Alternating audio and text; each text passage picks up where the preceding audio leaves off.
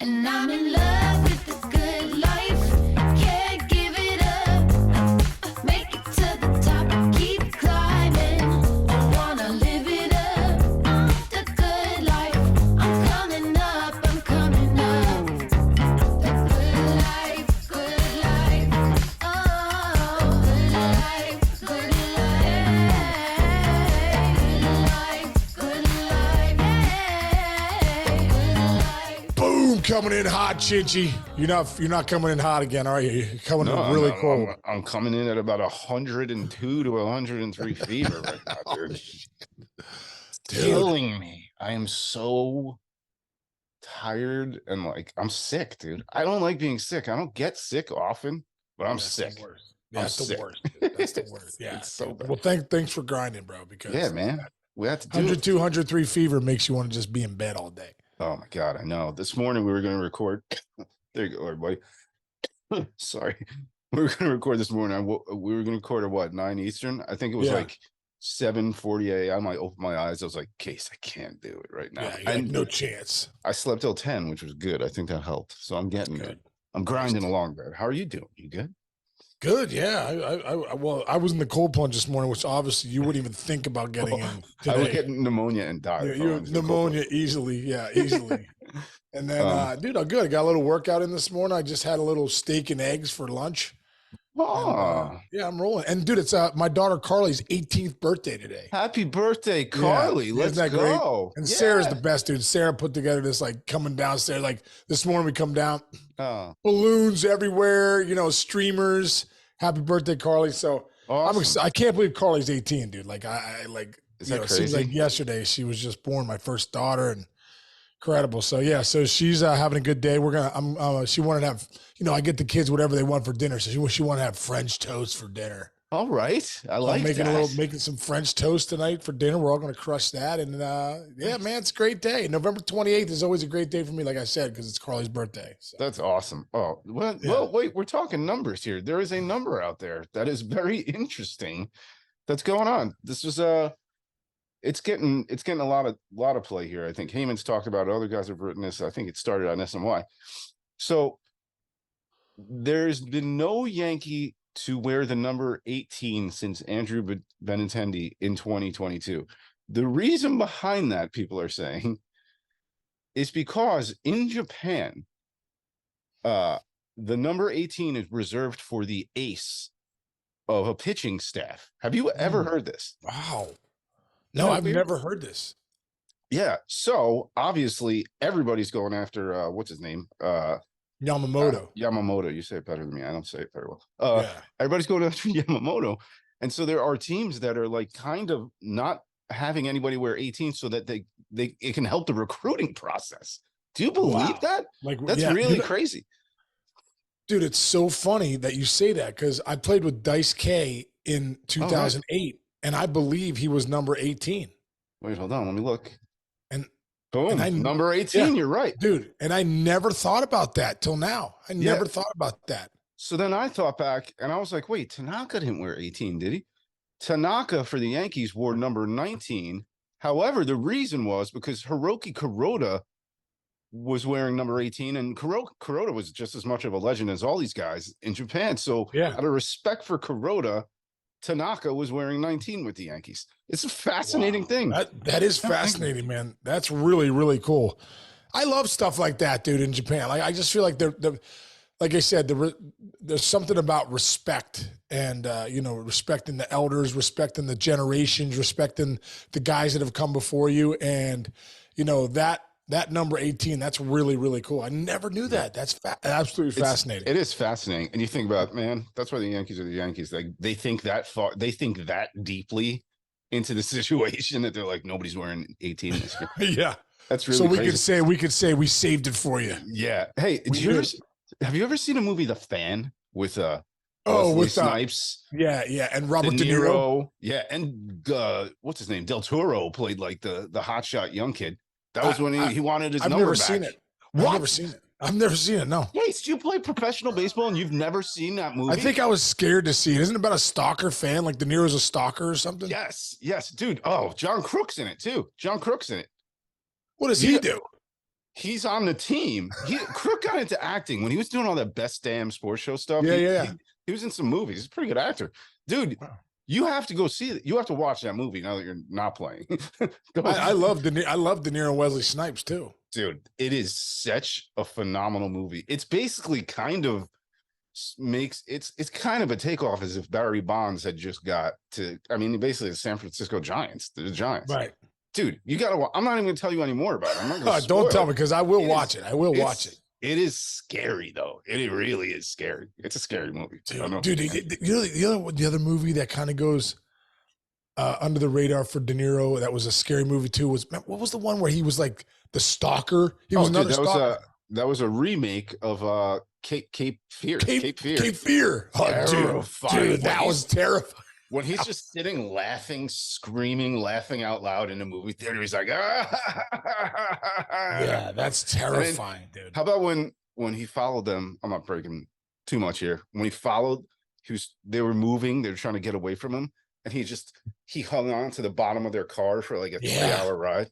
That movie was terrifying. Yeah, terrifying, bro. De Niro can be scary. All right. Yeah. All right. Well, I don't want to have nightmares. I'm already sick. So let's move on to something lighter. So let's stay on the import section here because you pointed something out. I think it was a Castrovance, you said? Yeah. Anthony Castrovance wrote an article about Ohtani asking, is he already Cooperstown bound? What? Yeah. Interesting. Yeah. And how many years has he been here, Chinch?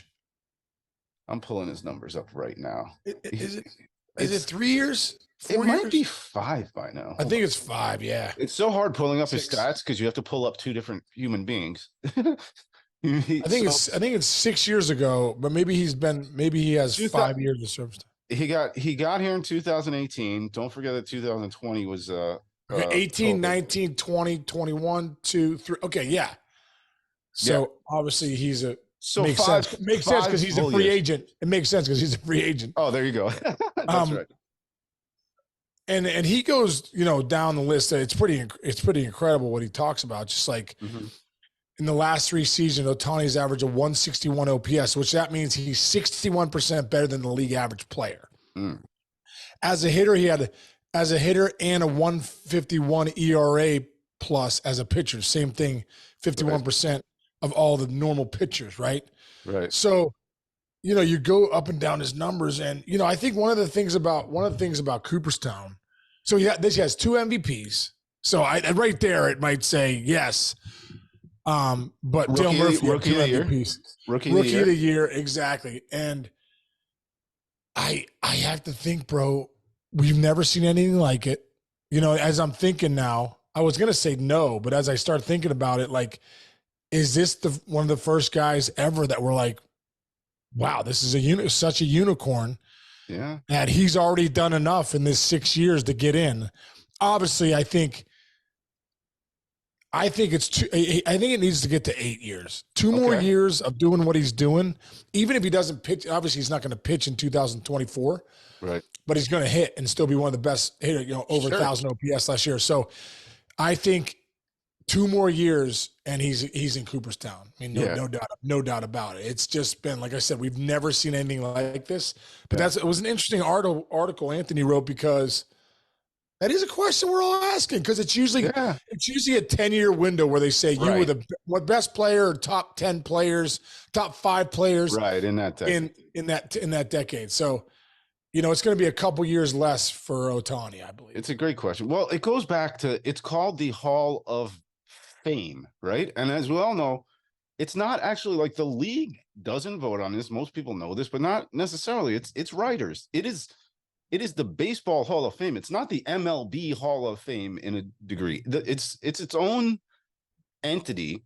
And the question has always risen, if it's called Hall of Fame, who was the most famous baseball player in the late 90s, early 2000s? Barry Bonds. Who was the most famous baseball player recently? Like, there have been famous baseball players who are not in the Hall of Fame. So Shohei Ohtani, I would argue, at this moment, the only guy close to him as far as is everybody knowing his name all over the world was Babe Ruth when he played.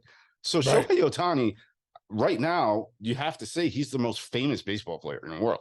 It's not even close. The guy does two things. People in high school, kids in high school now are picking up their gloves and pitching and then going out and playing third base because they can say, you know what, maybe I can do that. Maybe I can do what he did. And that's the other part.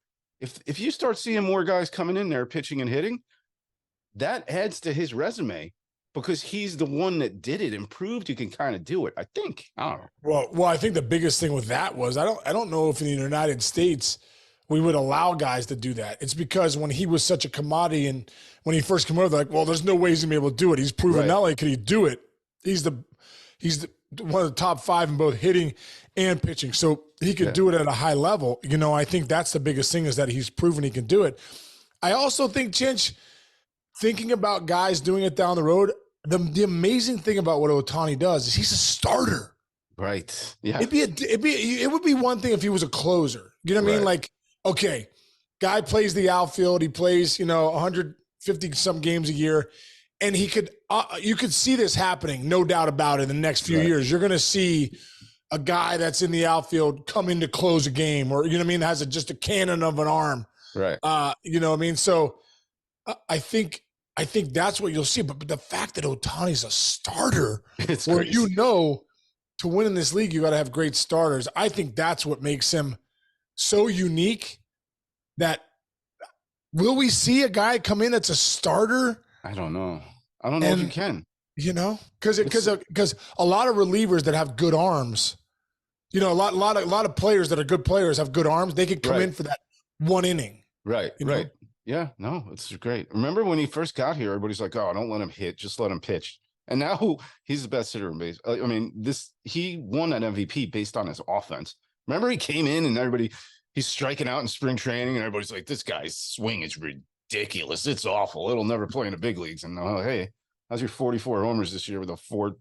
Everything is highlighted from this season in his offensive stat line. I'm looking at all the numbers are highlighted because he finished first in all of them. So he led the league, led the league in everything, yeah. So do you think after 6 years he is? I like your play. I think 6 years, because what you said it before. I don't know if you said it just now. Well, he's at 6 years now. Oh, you're saying now? Oh, 6. Like I'm saying now, like he's your at 8. 6. I like your 8. Yeah. Well, you made a great point though. Earlier, you were like, "Is he 2 guys? So does he have 12?" Well, that's what I mean, dude. That's what I mean. Does he have 12 now already? Yeah. Like 6? He's 2 people. It's an interesting question. Very interesting question. Like he doesn't have the individual. He doesn't have the individual numbers like that you would think as a hitter, like 400 to 500 homers. No. 2,000, 2,500 to 3,000 hits. No. But then you go like he doesn't even have 200 homers yet. He's 100. Right. But then you go to the wins. Is it 2? What's the base now? 220, 230, whatever. Yeah. Wins, ERA, strikeouts. He doesn't have the numbers in either individual one. But you combine him, which we've never done before, and you go, yeah, that's Cooperstown worth. Look, if you have to open 2 different baseball references pages for the same person, then he's doing something pretty special. Exactly. Hey, one last thing before we go. This is a big thing in the New York papers. And this can go for any teams. This can go for Chicago. This can go for both New York teams. This can go for any of the West Coast teams too. Are you better off paying Bellinger $220 million than going out and getting Juan Soto, knowing that you're going to have to pay him $450 million? I think it's what he turned down was like $400 million. So how does that work with the franchise? You were with the franchise this past year, so you probably know a little bit more of the ins and outs of how the money is distributed and what the value of that money is. Like, what's your take on that? What how old's Bellinger? Is he 20? I think he's 26, right? Hold on. And I think Soto. He might be a little older. 27. Bellinger is he's 20. He's 27. He just finished his season where he was 27 years old. So he's going to be 27. Okay. And Soto's what? 25, I believe. 24 or 25. I think he's going to be 25. Yeah. So, I mean, that's definitely a factor that Soto is still so young, which is incredible. Mm-hmm. It's a great question, man. I think the biggest question we're gonna see this year for Bellinger is he the guy that was the MVP and the guy that had a great year in 2023? because, I think the big number that keeps popping up, and I know for the Yankees it's a big number, is hard hit rate. He had one of the lowest hard hit rates in the league. So was he lucky? Did he hit balls not at people? But I also think good hitters get hits. And so he didn't strike out as much. He puts a ball in play, hit over 300, almost 100 RBIs. He just had an incredible year. Mm-hmm. So if that's the guy you're getting, there's a ton of value in Cody Bellinger, man. Yeah, just so much value. And when you get Soto, you're getting a superstar. You're going to get 35 homers, 110 RBIs, 400 on base. You're seeing his average being like 275, 280. Yeah. You know what you're getting with him? Yeah. I think if Bellinger is who he was in 2023 and closer to the MVP guy, bargain. Teams are going to be getting a bargain. Yeah, I agree. And don't forget, you gotta give up the farm to get Soto. You don't have to do anything to get Bellinger. Right. And to get Soto, you still have to sign him. So right. It's I almost think the winter meetings are coming up next week. I wonder if it has to be a sign and trade deal, because if I won't use the Yankees because you were there and those guys. But even in the Mets, you're giving up 4 prospects or 5 prospects. You can't just be hedging that you're going to sign Soto. You can't just be hedging on it. You got to say, I'm giving up my farm system to get this guy, but I want to know for sure that he's mine. But the fact that he's got Boras, dude, there's no guarantees. So the bottom line is you can get him, but he's going to free agency. I know. That's what's also terrifying. Yeah, and you're giving up your farm. You're giving up on the guys that you've brought, up through the last 3 or 4 or 5 years. And by the way, you might have to give up a couple pros too while you're at it. He's pretty good. He's going to get close to 450 mil? Somebody's always. Our team still doing that? Somebody's always paying something, man. And Boras finds them. If anybody's $450 million, Boras does. I remember back in the day when Johnny Damon signed with the Yankees. Boras has these books. Have you ever heard of these? Have you ever yeah. He basically gave the Yankees a book that was like 700 pages about why Johnny Damon is not only going to be the best center fielder for the Yankees, and also that he's arguably a Hall of Famer. And he sends this book with all his stats and all his analytics. Scott Boras has more of an analytics team than MLB Network does. It's unbelievable. Dude, it's incredible. He's got literally a franchise. Yeah, it's crazy. Everybody goes to he's got the best facility to work out in. But at the end of the day, dude, he delivers. Hey, you say what you want about Boras. Teams still don't deal with him, but Scott Boras delivers at the end of the day. He really does. He really does. For his clients. Yeah, he does. And even for the lower level clients too. Not many people leave him. And he also signs the old guys just to put them on his roster. You know that? He signed Barry Bonds for 1 year for free, just so he could say Barry Bonds was a Boras. Oh, did he?